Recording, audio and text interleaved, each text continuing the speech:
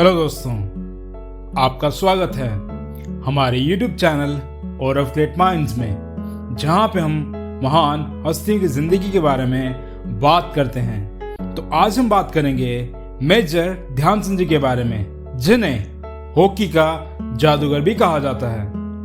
उनका जन्म 29 अगस्त 1905 को इलाहाबाद, उत्तर प्रदेश में हुआ था।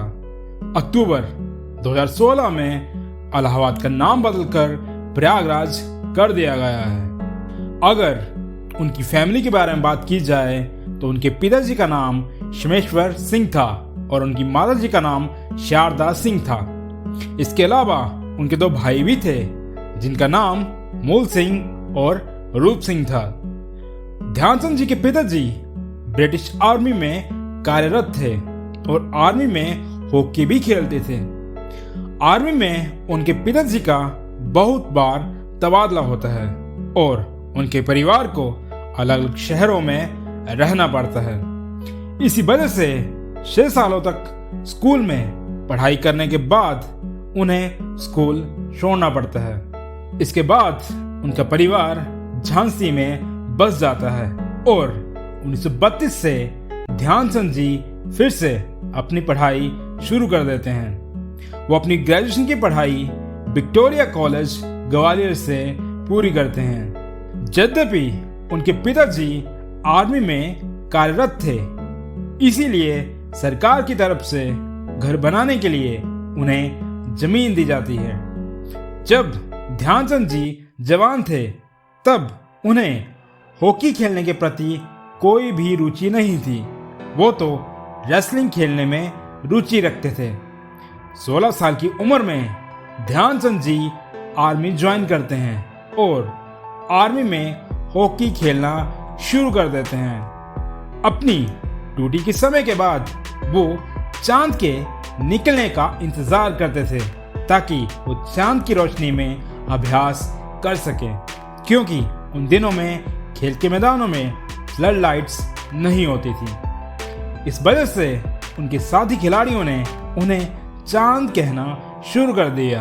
इसी वजह से ध्यान सिंह ध्यान चंद के नाम से प्रसिद्ध हो जाते हैं। 1922 से 1926 के दरमियान ध्यानचंद जी आर्मी हॉकी टूर्नामेंट्स की रेजिमेंटल गेम्स में खेलते हैं। अपने अच्छे प्रदर्शन की वजह से उन्हें भारतीय टीम में चुना जाता है, जिसे कि न्यूजीलैंड का दौरा करना था। न्यूजीलैंड में कुल 11 मैच खेले जाते हैं, जिसमें से 8 मैच भारतीय टीम जीत जाती है, 2 हारती है और 1 मैच का कोई नतीजा नहीं निकलता है। जब ध्यानचंद जी न्यूजीलैंड से भारत वापस लौटते हैं तो 1927 में आर्मी में उन्हें लांस नायक की उपाधि दी गई। 1928 के ओलंपिक्स में भाग लेने के लिए इंडियन हॉकी फेडरेशन भारतीय टीम को भेजना चाहती थी, जो कि एम्स्टर्डम नेदरलैंड्स में होने जा रहे थे। खिलाड़ियों का चयन करने के लिए भारत में अलग अलग प्रांतों के बीच मैच खेले जाते हैं। उस टूर्नामेंट में 5 टीमें हिस्सा लेती हैं, जिनका नाम था यूनाइटेड प्रोविंसेस, पंजाब, बंगाल, राजपुताना और सेंट्रल प्रोविंसेस। ट्रायल मैचों के बाद भारतीय टीम का 1928 के ओलंपिक्स के लिए चयन किया जाता है। ध्यानचंद जी को सेंटर फॉरवर्ड चुना जाता है और ब्रूम एरिक पेनिगर को कप्तान चुना जाता है। 1928 के ओलंपिक्स में भारतीय टीम को विभाग ए में रखा जाता है। भारत सारे के सारे मैच जीत लेता है।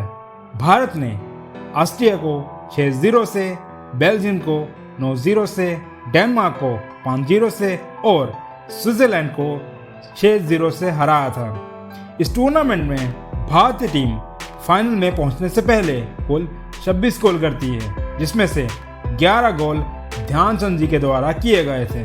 ओलंपिक्स के फाइनल मैच, जिसमें भारत का सामना नेदरलैंड से होना था, तो मैच से पहले 4 भारतीय खिलाड़ी बीमार हो गए थे, जिनमें ध्यानचंद, फिरोज खान, अली शौकत और खैर सिंह शामिल थे। पर इसके बावजूद वो मैच खेलते हैं और नेदरलैंड्स की टीम को 3-0 से हरा देते हैं। फाइनल में 3 में से 2 गोल ध्यानचंद जी के द्वारा किए गए। इस तरह 1928 के ओलंपिक्स में भारतीय टीम पहला गोल्ड मेडल जीत लेती है। इस पूरे टूर्नामेंट में भारतीय टीम 29 गोल करती है। भारतीय टीम के बहुत अच्छे प्रदर्शन की बदौलत अखबारों में उनकी बहुत ज़्यादा तारीफ की जाती है। अखबारों में ये भी लिखा जाता है कि हॉकी कोई खेल नहीं है बल्कि एक जादू है, और निश्चित रूप से ध्यानचंद जी हॉकी के जादूगर हैं। फिर 1932 के समर ओलंपिक्स, जो कि लॉस एंजलिस कैलिफोर्निया यूएसए में होने थे, उसके लिए भारतीय टीम का चयन किया जाता है। इस बार ध्यानचंद जी के छोटे भाई रूप सिंह जी का भी भारतीय टीम में चयन होता है। 1932 के लॉस एंजलिस ओलंपिक्स के पहले मैच में भारत जापान को 11-1 से मात दे देता है और फाइनल मैच में अमेरिका को 24-1 के बड़े अंतराल से हरा देता है। फाइनल में अमेरिका के खिलाफ भारतीय टीम का 24-1 का स्कोर ओलंपिक्स में आज तक भी वर्ल्ड रिकॉर्ड है। इस तरह से 1932 के लॉस एंजलिस ओलंपिक्स में भारतीय टीम दूसरा गोल्ड मेडल जीत लेती है। 1932 के ओलंपिक्स टूर्नामेंट में भारतीय टीम कुल 35 गोल करती है, जिसमें से 13 गोल रूप सिंह जी और 12 गोल ध्यानचंद जी के द्वारा दागे गए।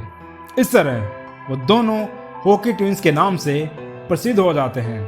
फिर 1936 के समर ओलंपिक्स, जो कि बर्लिन जर्मनी में होने जा रहे थे, उस समय ध्यानचंद जी को भारतीय टीम की कमान सौंपी जाती है। 1936 के लीग मैचों में भारतीय टीम हंगरी को 4-0 से, अमेरिका को 7-0 से और जापान को 9-0 से मात देती है और सेमीफाइनल में फ्रांस को 10-0 से हरा देती है। फाइनल मैच में भारतीय टीम जर्मनी को 8-1 से हरा देती है और भारतीय टीम लगातार तीसरी बार गोल्ड मेडल जीत लेती है। 1936 के ओलंपिक्स में भारतीय टीम कुल 38 गोल करती है, जिसमें से ध्यानचंद जी और रूप सिंह जी दोनों 11-11 गोल करते हैं। 1936 के ओलंपिक्स में ध्यानचंद जी के बड़े लाजवाब प्रदर्शन से एडोल्फ हिटलर बड़े ज्यादा प्रभावित होते हैं। वो उन्हें जर्मनी की नागरिकता पेश करते हैं और साथ ही जर्मन आर्मी में कर्नल की पोजीशन भी पेश करते हैं, पर ध्यानचंद जी हिटलर की सारी पेशकशों को ठुकरा देते हैं। 1948 में ध्यानचंद जी अपना अंतिम इंटरनेशनल मैच खेलते हैं और अपने करियर में उन्होंने 400 से भी ज़्यादा इंटरनेशनल गोल किए। 34 वर्ष की सेवा के बाद वो 1956 में आर्मी से रिटायर हो जाते हैं। उसी साल उन्हें पद्म भूषण अवार्ड से भी सम्मानित किया गया, जो कि भारत का तीसरा सर्वोच्च नागरिक पुरस्कार है। 1951 में उनके नाम से ध्यानचंद टूर्नामेंट की शुरुआत करके उन्हें इंडियन नेशनल स्टेडियम में सम्मानित किया गया, जहां पे दर्शकों ने उनका खूब अभिनंदन किया। रिटायरमेंट के बाद उन्होंने माउंट आबू राजस्थान में खिलाड़ियों को हॉकी सिखाने के लिए कोचिंग कैंप भी शुरू किया।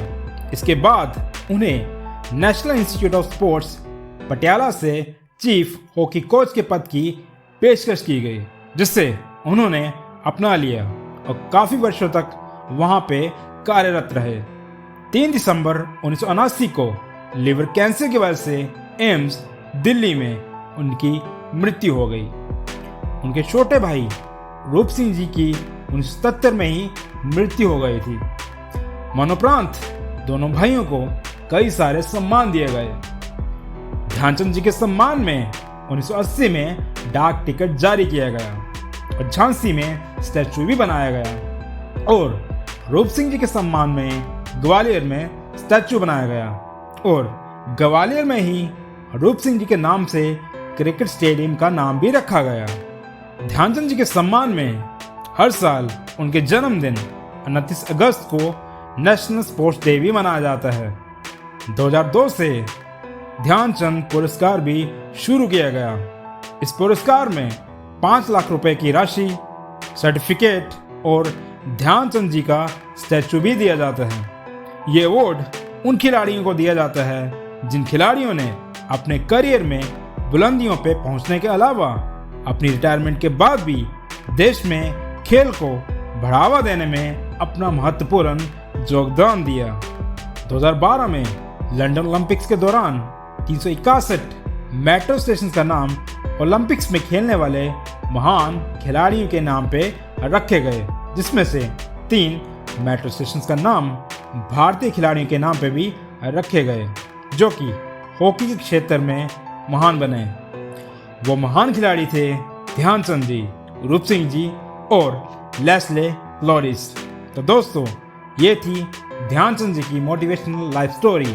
अगर आपको ये वीडियो अच्छी लगी हो तो इस वीडियो को लाइक करें और अपने दोस्तों के साथ भी शेयर करें। इसके साथ ही आप हमारे YouTube चैनल और ऑफ ग्रेट माइंड्स को सब्सक्राइब भी करें। इस वीडियो को देखने के लिए आपका बहुत बहुत धन्यवाद। Thanks for watching this video.